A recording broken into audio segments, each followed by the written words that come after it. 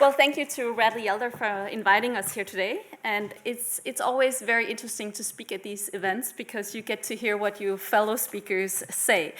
This is the company that I represent, and Martin could say a little bit about AstraZeneca, but I think, and your rise for more knowledge or more branding out there, but I think compared to Berendsen, I think you're definitely in a larger or a better place when it comes to understanding of your business, because actually, who is Berendsen? What is it that we do? Well, actually, Martin couldn't produce his pharmaceutical products without us behind the stage. We are Europe's leading textile service provider, which means we purchase, launder, rent out textiles to all sorts of businesses all over Europe. This allows our customers to focus on what they're best at, so they free up time, space, capital, while we maintain and launder all their textiles. So the way it works is actually we purchase textiles. In Martin's business, it would be very much clean room textiles that's needed. In your businesses, it might be more industrial textiles. If you're from a hotel chain, we launder linen to hotels and hospitals, uniforms for all different areas, hygiene products for washrooms, mats for doorways, keeping it safe. So the way it works is actually we purchase the product, we deliver it to you, you use it, we come back and pick it up when it's dirty. Usually it's on a weekly schedule. We bring it back to you again when it's cleaned, and then the cycle just continues over and over again. So we are in the outsourcing of textiles is what we call our business. And talk about reporting and business models. This has definitely been a huge challenge for us with the new regulations around, showing your investors what is it actually you do, how do you provide impact to your clients, and how do you make revenue. So just this part has changed severely for us over the last couple of years in our annual report. Trying to explain on one page or through a model that's been graphically set up what it is that we do is actually a very, very big challenge. But I think actually now that we're here talking about annual report, this has been the basis for us to really dive ourselves into how we communicate our business model to both our clients, our investors, potential clients all over the place. We have 15,000 employees gathered all over Europe, UK being one of our major markets, Scandinavia also being a major market for us. We have a turnover of a little over 1 billion English pounds and a great operating profit at 158 million pounds. We have divided our business into 3 main business areas. We call these business lines. Actually, we did this back in 2011 and 12, and it has made a great impact also to the way we report in our annual report. We have 3 main business areas. Workwear, as I spoke about, delivering garment solutions to all sorts of businesses all over Europe. The facility part of our business being the mats and washroom kind, the soap, hand dispensers, towel rolls, and stuff like that. That's what we do. And then we have a business line called UK Flat Linen. That's the hotel and hospital business in the UK. It's very, very large. It's a major area for us. So in that respect, it sits as a primary business line. Then we have some what we call secondary business lines, but actually they are called managed for value businesses because the blue ones you see on top are managed for growth.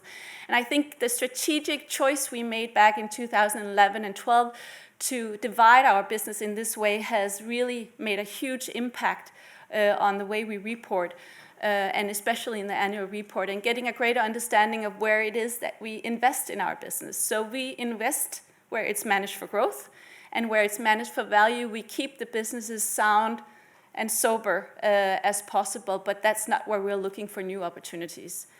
And this approach has made a great impact, both internal and externally, and you'll see later on when I can show you the share price development over those years, because it's very, very clear what we want to do with our business. It's very, very clear where we want to invest going forward. And getting the story around that out to the investor market, out to our key stakeholders, and actually very much internally into our own organizations also has been very, very valuable to us. Getting the most out of the reporting, out of the annual report. Every fall, as Martin also mentioned, we gather key people in the room, that being our CFO, our company secretary, our HR director, risk management people. We gather around the table and embark on what's almost a ritual, because it happens almost every September, every year, that we all join up in that room to produce what we call the most influential document in our business, but influential in the way that we use it as a script for many, many other things that we do. For us, the annual report is not just about disclosing financial information. Our annual report shows and proves the achievements that we have done, the things that we have done, and it also conveys the future plans of our business. So getting the information in there in the right way is hugely important to us. It conveys our company's personality. It says a lot about our management philosophy, but it also serves as a platform to cultivate our corporate image, solidify our competitive position, and advance interest in our business. And actually, that's the part about advancing interest in our business is actually one of the reasons why my team, marketing and communication in the business, are also a very big part of this, because we are always looking for new opportunities. With the annual report, we use it a lot in tender situations. A lot of our sales force use it on large tenders. So in that way, we also need to show a little bit more about what it is that we do. So we view the annual report as a strategic communication channel that inform, enrich, and engage our stakeholders. So it's not just a sober reporting of highlights of numbers, but it's a living insight into our company's future goals and strategies. We use it, as I say, in many, many different areas. As soon as the annual report is produced, all our corporate comms material is updated accordingly. So the whole platform that we have created with the communication in the annual report creates the foundation for new corporate presentations. It obviously has a great influence on our website development. All the graphics that we develop in the annual report, we use them in these presentations, we use them on our websites, so that investment we have done in all the new infographics, that we capitalize on that investment that we put in there.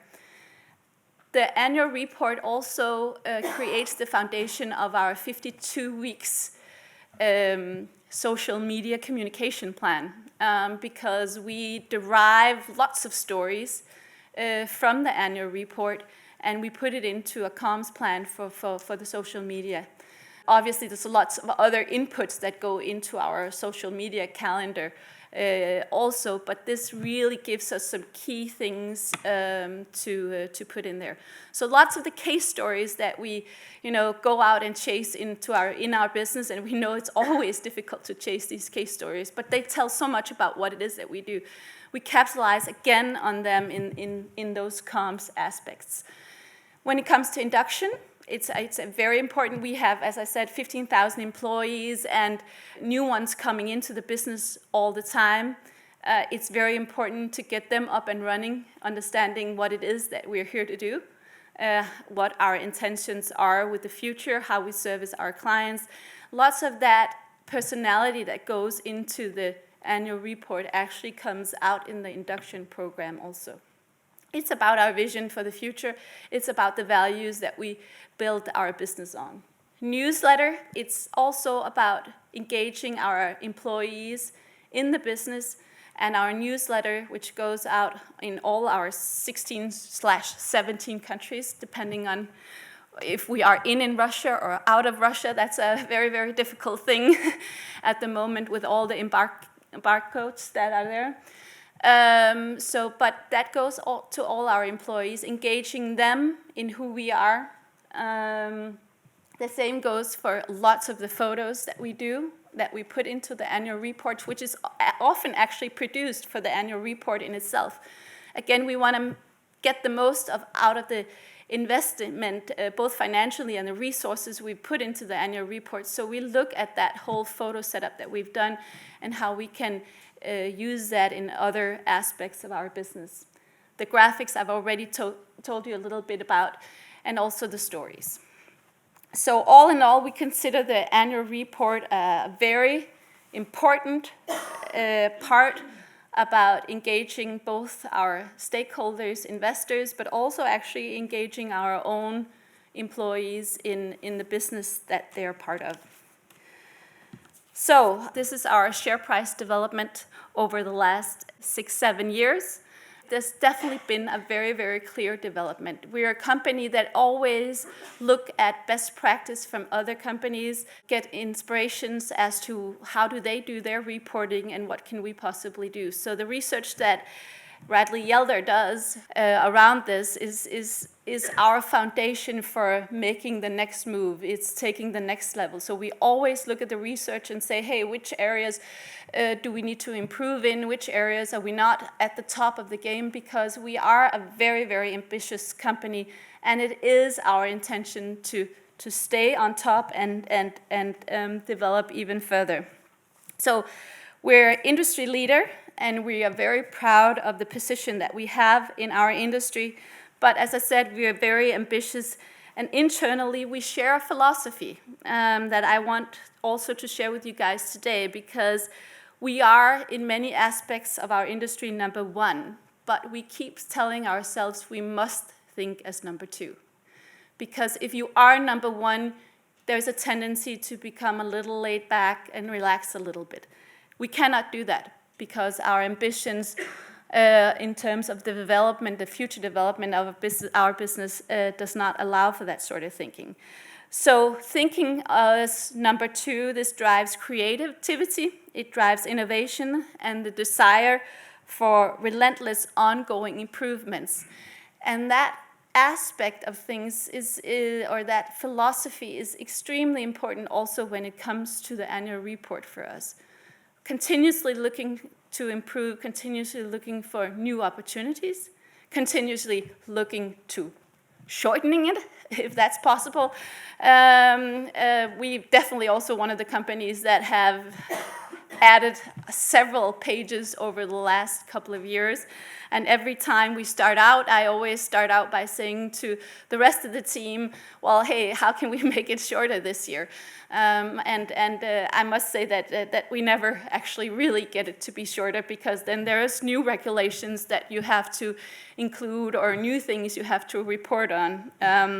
So I think just hoping for the regulation, actually, as Martin also talked about, maybe the annual report is not the place to look at it. Maybe there's other places that you can look to see if businesses are run correctly.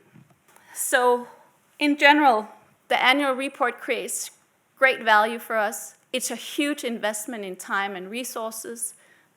Lots of people are gathered from around the business to be part of this, and I can say there's also a very large focus inside our business on the outcome of it. And it doesn't take more than 24 hours before I have several mails in my mailbox after we published our annual report of colleagues that have suggestions or are happy that their story got in there, or are asking why their story didn't get in there. So there's a very, very strong sense of importance around the annual report in our business. So a strong story with a very, very consistent message is extremely important, also in order to get this whole wheel of connecting channels out there. Cultivating and enhancing the corporate brand by conveying who we are and how we do business, it is the foundation for everything, I would say. The annual report is there to obviously live up to legislation, but in my side of the business, which is very commercial oriented, it must do much more than that for us. It must help us gain clients, it must help us secure the clients that we already have, that they are part of a great business, that they have chosen the right supplier, and getting these messages across in the annual report is key.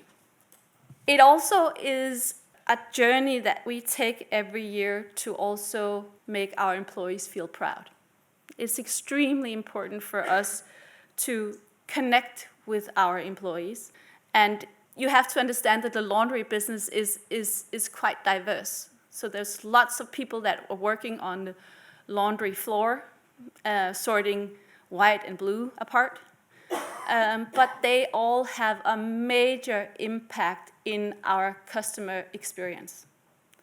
And it's extremely important for them to understand that even though it seems rather simple what they do, and often are paid close to minimum wage, they are part of the customer experience. And without the customer experience, we can't keep our customers, or without a great customer experience, they will leave for somebody else. And we really use also the annual report to make sure that they understand that they are a major part in obviously a big puzzle. It brings together a great number of disciplines and it gives a greater understanding. We actually have a standing joke that when we join up for these meetings, our CFO is the creative director of things, because he will always have a smart comment around the creative side of how does the annual report look. So lots of people coming in, having different views on things, coming from different sides of the business, but all joining up around one strong communication, around one strong brand, a strong story with a clear direction. And as I said before, hopefully it reassures existing investors in that they have placed the money the right place, but also attracts new ones.